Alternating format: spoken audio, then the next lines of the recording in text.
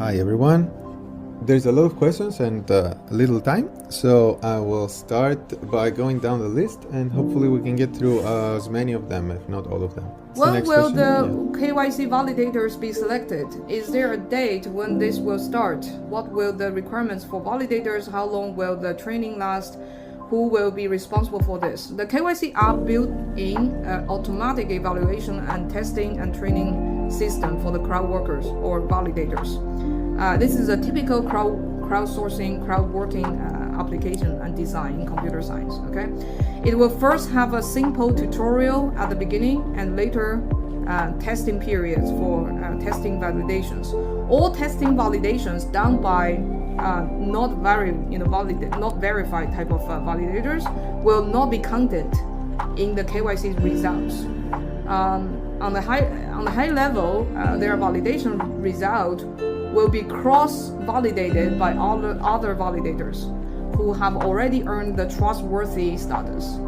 Mods will be invited to be the validators first to seed the trustworthiness of validators. Mega mods will be assigned to trustworthy status first. And then as mods validation results in the training period comes and matches mega mod results based on the algorithm, they will also earn the trustworthy validator status. But we don't count the whatever work result of the training period of the validators. Okay, when and how will the KYC validator receive Pi rewards? The short answer is when we know how much these rewards need to be. But let me explain and clarify. So at the moment, we're asking pioneers to pay 1 Pi as the cost to their KYC process. Now, this 1 Pi needs to cover several validation steps that were taken by multiple people. So not just one validator. It's not enough that one validator says, yes, this is correct. It has to be at least several. There's an algorithm that decides based on how much they agree with each other and who says who agrees and the previous history of its validator. It depends. It will have either few or more validate or more consensus votes essentially necessary. So the steps may include things like verify that this ID is a valid ID of that specific country, or verify that this picture matches the picture on the ID, or verify or if the data was not, if our AI algorithm was not able to extract automatically the data from the ID, then we need to verify that this data actually matches the validator. A human validator will have to basically do that extraction.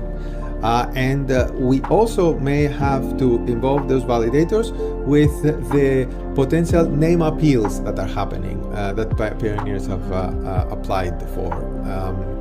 So that we can have a human basically review every appeal. Now we need to let this process run and find what is the average amount of work that happens for every one person who KYCs. So we have to let at least several thousand people finish KYCing first to get an accurate estimate of that number, so that then we can assign a value to how much Pi each one of these steps will be attributing to the validator. So for the time being, all that Pi that is accumulated goes into a pool, and once we have the accurate estimate of the amount of Pi that needs to go into each piece of work, we will start distributing it out. And the format of, first of all, to split the pieces of validation is the design is, I think, probably previously communicated, is to have this design protecting the privacy of people, because it's splitting the work, not just one validator validate the whole set of data of one, KYC, one pioneer who wants to go to KYC. The splitting into pieces limited the exposure to a specific validator, the subset of one pioneer's information. For example, the person who is validating image inside the document versus the selfie will only see an image, will not see even the framework or the document looks. But for people who are seeing the document looks, we are trying to cover all the private information and also the image, so that the different validators are exposed to only subset of one pioneer's information to some extent protect the privacy of the pioneer. In addition to that, why do we have a pool and then distribute? Why can't we design like, oh, my pie just goes to the people who validate mine? The reason is because all KYC, all pioneers going through KYC that require work from the validators, not necessarily being successfully pass the KYC.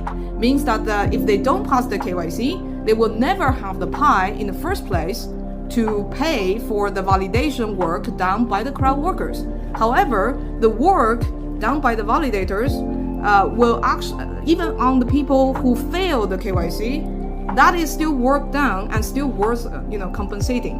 So in that case, that's why the pool will be contributed by anyone who successfully passed KYC, being able to have the pie they actually they have, and then being able to pay for the service. And then this pool is distributing to work by all validators whether or not the KYC case goes through or not, because this work is the same. Whether the result of the specific pioneer's KYC shouldn't affect whether the validator's work should be compensated or not. So that's why this is the design of the pool, the fundamental reason. Suppose I am KYC'd and created a wallet 3 days back, but I forgot the private key and can't create a new wallet due to the 1 week limit. What if my Pi balance is transferred to that recently created wallet where I don't remember the private key? I guess the answer to this question is that because we'll have this confirmation, so the person will just simply wait, rather than if they really lost the key, they have to wait for a week before they push the button to say, I want to transfer to mainnet now. I want to start transferring to mainnet now. If they lose the key to their wallet after they pressed the button, well, that's similar to losing it at any time in mainnet. Yeah, there will be a process for changing your wallet for future transfers. And I want to make it clear. I mean, that's the nature of blockchain. Every good thing comes with its own negatives. The fact that you have full control, non-custodial, is that there is no other way, for, like in the case of loss of keys. And what we can do, of course, is trying to design systems that try to prevent that. But the fact that it's a blockchain, it comes with those its benefits and its disadvantages. And a lot of people lost their Bitcoin because of they lost their private keys. What can they do? They can't do anything. Unfortunately.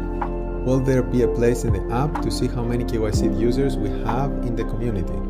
Yeah, the answer is maybe. The wallets actually are publicly viewable on the blockchain anyways.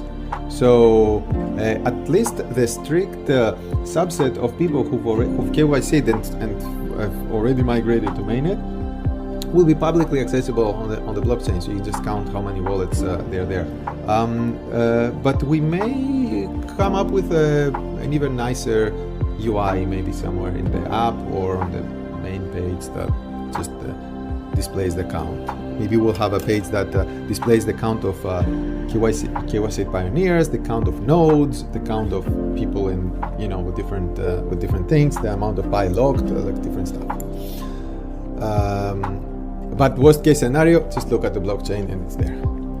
Will miners who do not meet the age criteria will be able to KYC once they do? once they do means they reach the But, age. yeah, when they are old Oh, enough. Yeah, of course. I mean, if they are old enough, they already Yeah. qualifies.